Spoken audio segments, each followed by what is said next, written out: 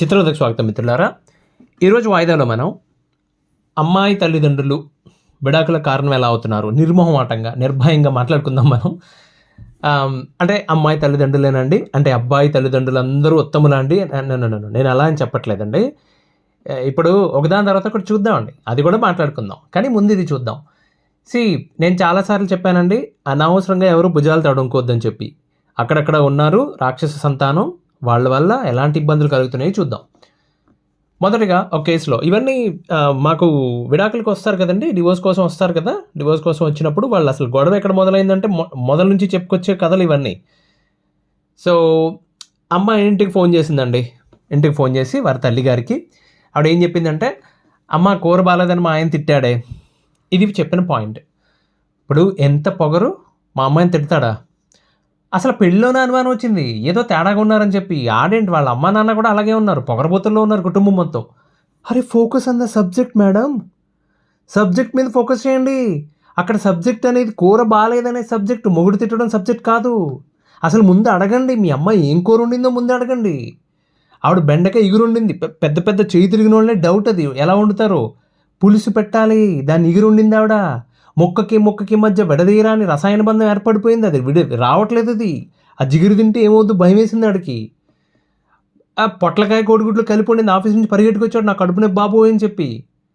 అయితే మాత్రం మా కూతురిని మేము ఎంత గారంగా పెంచుకున్నాం. రియలీ ఎప్పుడు మీ అమ్మాయిని ఒక్క మాట కూడా అనలేదండి మీరు? ఎందుకని రండి, పెళ్ళికి ముందు బోలెడని సార్లు మీ అమ్మాయి చేసే పనులకు పిచ్చెక్కి కోపం వచ్చేసి ఆమెను తిట్టుకున్న విసుక్కున్న రోజులు బోలెడని ఉంటాయి, మీరు మర్చిపోయారు అంతే.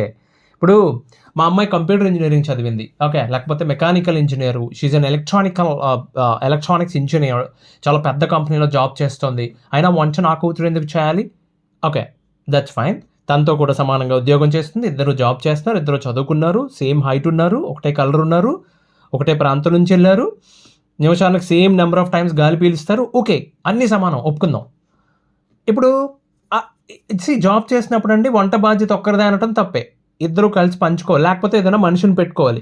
అది డిబేటబుల్ టాపిక్, లేకపోతే యాక్సెప్ట్ చేయాల్సిన టాపిక్, అదంతా తర్వాత విషయం. కానీ అది రెచ్చగొట్టే ఆలోచన కదండి అప్పుడు ప్రస్తుతం వాళ్ళిద్దరి మధ్యన ఏదో గొడవ అయింది, సరే వంట బాగాలేదన్నాడు కదా, ఏదో అన్నాడు కదా, మీరు సర్ది చెప్పి జాగ్రత్తగా చెప్పిందంతా విని సర్ది చెప్పి దాన్ని ఆమె మైండ్ని ట్యూన్ చేసి పెట్టాలి. దేనికి? వాడు రేపు సాయంత్రం వచ్చి కనీసం సారీ చెప్తే ఓకే, అనవసరంగా అన్నానని సారీ చెప్తే యాక్సెప్ట్ చేసేటంతగా అన్నా కనీసం రెడీ చేసి పెట్టాలి. లేదు, రెచ్చగొట్టి దాన్ని ఇక మనం మాట్లాడుకోవడం అనవసరం అండి. సందర్భాన్ని బట్టి మాట్లాడాలండి. అలా ఎలా రెచ్చగొట్టేస్తారు నాకు అర్థం కాదు అసలు. ఇప్పుడు ఈ కంప్యూటర్ ఇంజనీర్ ఇవన్నీ ఎలా ఉంటుందంటే అండి, ఇప్పుడు నేను ఒక విషయం చెప్తాను మీకు. ఇన్ఫ్రాస్ట్రక్చర్ కాస్ట్, అంటే టెక్నాలజీ ఇన్ఫ్రాస్ట్రక్చర్ కాస్ట్ కొన్ని కోట్లు. అంత సింపుల్గా గూగుల్ క్లౌడ్కి వెళ్ళిపోదామని ఎలా చెప్తున్నావు నువ్వు అంటే, ఆయన అంటాడు, నేను గుండమ్మ కథ 62 సార్లు చూశాను, గూగుల్ క్లౌడ్కి వెళ్ళాలో లేదో తెలియదే నాకు అన్నాడట. అలా ఉంది మీరు చెప్పేది. ఇప్పుడు మా అమ్మాయి చాలా పెద్ద చదువుకుని ఉండొచ్చు, లేకపోతే మీ అమ్మాయి స్విమ్మింగ్లో ఛాంపియన్ అయి ఉండొచ్చు, కానీ పాయింట్ అది కాదు కదండి. ఆవిడ ఒక పదార్థం ఉండింది, అదేదో తేడా వచ్చింది, అతను ఏదో అన్నాడు, ఓకే, అది కదా సబ్జెక్టు, అంతవరకే ఉండాలి. ఒకవేళ వాడు విపరీతంగా రియాక్ట్ అయి ఉంటే అది వేరే విషయం. మామూలుగా బాగాలేదంటే దాన్ని పెద్ద గొడవ చేయాల్సిన అవసరం లేదండి. 2 విషయాలు గుర్తుపెట్టుకోవాలండి ఇక్కడ, ఓకే.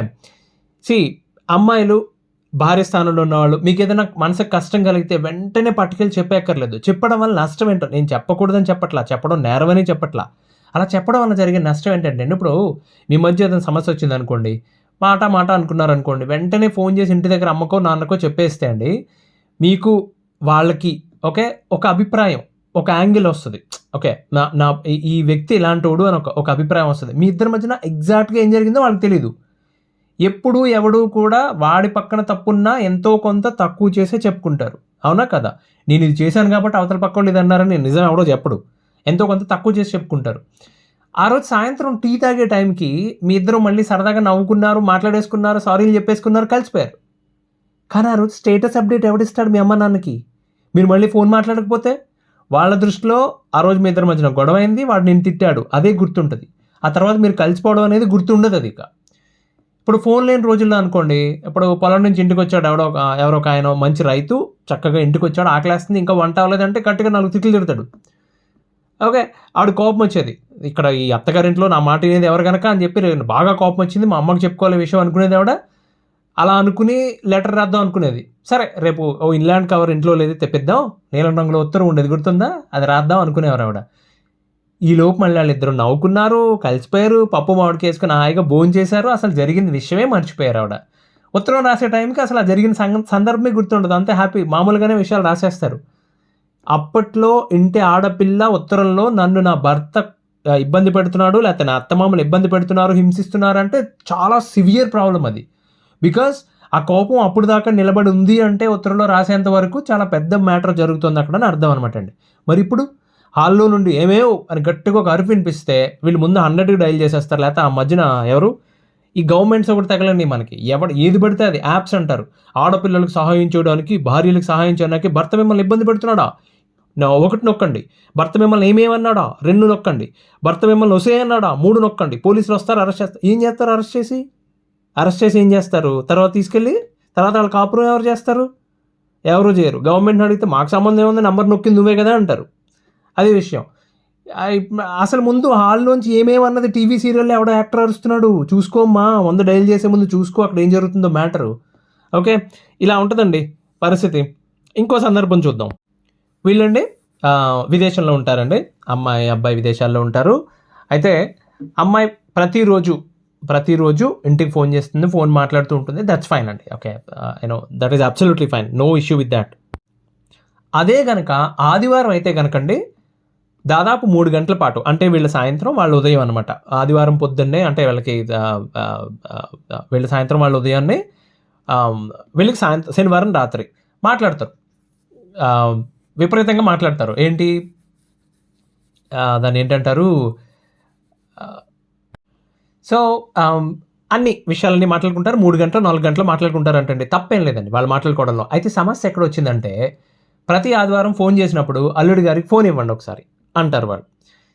వాడేమో ఒక ఇంట్రోవర్ట్, వాడెవరితోని ఎక్కువ మాట్లాడతాడు మొహమాటం లేకుండా, ఏదో మొహమాటంగా అట్లా రెండు ఇప్పుడు వాళ్ళతో కొత్త వాళ్ళతోనండి సేమ్ అప్లికబుల్ టు కోడలు యాజ్ వెల్. కోడలు అటుపక్క అత్తమామ ఫోన్ చేసినప్పుడు వాళ్ళకి అంత కంఫర్ట్ ఆర్గానిక్గా రావాలి. అది నేను మాట్లాడాలనుకుంటున్నాను, నేను కొన్ని క్వశ్చన్స్ అడగాలనుకుంటున్నాను, నేను ఇది ఏం జరుగుతుందో అడగాలనుకుంటున్నాను. ఏం మామిడి కాపు ఎట్లా ఉంది, పంట ఎలా ఉంది, ఇవన్నీ మాటలు సరదాగా వాళ్ళకి ఆర్గానిక్గా రావాలి. ఆ లవ్ ఉండాలి, అఫెక్షన్ ఉండాలి అత్తమామ మీద, అల్లుడికైనా కోళ్ళకైనా కానీ. వీళ్ళు అడిగి మాట్లాడతారంట. ఇప్పుడు చూద్దాం ఈ విషయంలో ఏం జరుగుతుందో. ఆ కుర్రోడితో మాట్లాడుతున్నారు, ఏం చేస్తున్నారండి, ఇవన్నీ అడుగుతున్నారు, బాగానే ఉందండి. ఒకసారి అలాగే పుట్టింటి వాళ్ళు ఫోన్ చేశారు ఆదివారం నాడు. ఈ కుర్రాడు ఏం చెప్పాడంటే వాళ్ళ అత్తమామతో మాట్లాడేసిన తర్వాత ఇక్కడ ఇండియాలో పక్కింటి పిన్ని గారు వచ్చి కూర్చున్నారు ఇక్కడ. ఆవిడ కూడా మాట్లాడుద్ది. ఆవిడేం మాట్లాడుద్దని నాకు అర్థం కాక అడుగుతా. ఆవిడ పక్కన అత్తమామతో మాట్లాడడానికి ఇబ్బంది పడుతుంటే ఆవిడేం మాట్లాడుద్ది. అతను ఏం చెప్పాడంటే, బాబు నేను బయటికి వెళ్తానని సైగ చేశాడు. నేను బయట ఆల్రెడీ వెళ్ళిపోయానని చెప్పు, లేనని చెప్పి ఇంట్లోనే నేను మాట్లాడనని చెప్పి సైగ చేసి ఇబ్బందిగా వాడు షూస్ వేసుకుని వెళ్ళిపోయాడు. ఈ పిల్ల ఏం చెప్పింది, ఆయనకి మాట్లాడటం ఇష్టం లేదంటే అంది, లేనని చెప్పమన్నారే అందంట. అరే సాగదీసింది సింపుల్గా. ఇప్పుడు ఏమైంది అక్కడ మ్యాటరు, వీళ్ళందరూ ఓకే స్పీకర్ ఫోన్లో వింటున్నారండి. ఓకే స్పీకర్ ఫోన్లో వింటుంటే ఆవిడ పక్కింటి ఆవిడ కూడా ఉంది కదా మరి అక్కడ, ఆవిడ పాపం అవమానంగా ఫీల్ అయిందనమాట. ఓకే, ఇప్పుడు కోపోద్రేకురాలు అయిపోయింది అత్తగారు. వెంటనే అయిపోయి అబ్బాయి వాళ్ళ అమ్మకు ఫోన్ చేసి అసలు మర్యాద లేదు, మన్నం లేదు, పద్ధతి లేదండి మీ అబ్బాయికి, ఇలా ఫోన్ మాట్లాడతారా అని అడిగితే ఇంట్లో ఉండి లేనని చెప్పించాడు పైగా యూనో. సో అబ్బాయి వాళ్ళ అమ్మ ఏం పాయింట్ పట్టుకుంది, ఆవిడ వెంటనే వీడికి ఫోన్ చేసి యారా నెలకోసారి మాట్లాడమంటేనే గారాలు దొబ్బుతావు మా దగ్గర, మీ అత్తగారు మామగారితో ప్రతి వారం మాట్లాడుతున్నావు ఆవిడ కూడా సబ్జెక్ట్ వదిలేసింది. ఆ సబ్జెక్ట్ వదిలేసి వేరే పాయింట్ పట్టుకుని చిన్నది మొదలైందండి. అది ఎంత పెద్ద గొడవ అయిందంటే, నేను మళ్ళీ చెప్తున్నా, ఈ స్పీకర్ ఫోన్లో మాట్లాడే బ్యాచ్ అందరినీ అండి వాళ్ళ పర్సులు, వాలెట్లు, వాళ్ళ దగ్గర ఉన్న డబ్బులు, నగలు, చేతులు ఏది ఉంటే అది ఫోన్తో సహా లాగేసుకుని ఎక్కడో వాళ్ళకి తెలియని దేశం తీసుకెళ్ళి మంచి ఎడారిలో ఇసగుట్ల మధ్య వదిలేయాలండి వీళ్ళని. ఇదేం జబ్బు స్పీకర్లో, మీకు ఏదన్నా ప్రాబ్లం ఉండి, వినికిడి సమస్య ఉండి ఏదైనా ప్రాబ్లం ఉంటే ఓకే, ఎందుకు మాట్లాడతారని స్పీకర్లో నాకు అర్థం కాక అడుగుతా. హెడ్ ఫోన్స్ వాడండి, చెవి దగ్గర ఫోన్ పెట్టుకోవడం ఇబ్బంది అయితే హెడ్ ఫోన్స్ వాడండి, ఇంకేదో మాట్లాడండి. ఒకవేళ మీకు స్పీకర్లో మాట్లాడాలనుకుంటే మీరు ఒక రూమ్లోకి వెళ్ళిపోయి తలుపు లాక్ చేసుకొని మాట్లాడాలి. నలుగురిలో ఉన్నప్పుడు ఒక్క విషయం గమనించండి, అవతల పక్క వాళ్ళు స్పీకర్లో వింటారని మీకు తెలిస్తే ఎవ్వడూ మనస్ఫూర్తిగా మాట్లాడు, మిగతాదంతా ఫార్మాలిటీయే.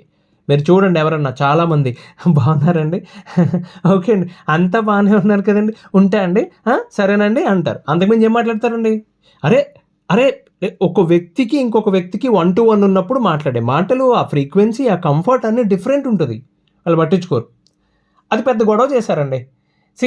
ఇప్పుడు ఒక ఆస్తి విషయంలోనో, అత్యాశకు పోయో, లేకపోతే ఏ చెడు అలవాట్ల వల్లో, వీటి వల్ల పెద్ద పెద్ద కారణాల వల్ల విడిపోతున్నారనుకోండి, ఒక అర్థం ఉంది. సర్లేరా బాబు విడిపోవడానికి ఒక కారణం ఉందని. ఈ ఇది వ ఇ ఇది పెద్ద పెద్ద గొడవలన్నీ చిన్న చిన్న కారణాలకే జరుగుతాయి అంటారు చూడండి, అలాంటివన్నీ ఇవన్నండి. అంటే ఇవే అనుకున్నారా? ఇంకా చాలా ఉన్నాయి. కుప్పలు కుప్పలుగా ఉన్నాయి. దాచిపెట్టాం. ఇంకో వాయిదాలో చూద్దామండి. అంతవరకు సెలవు. ధన్యవాదాలు.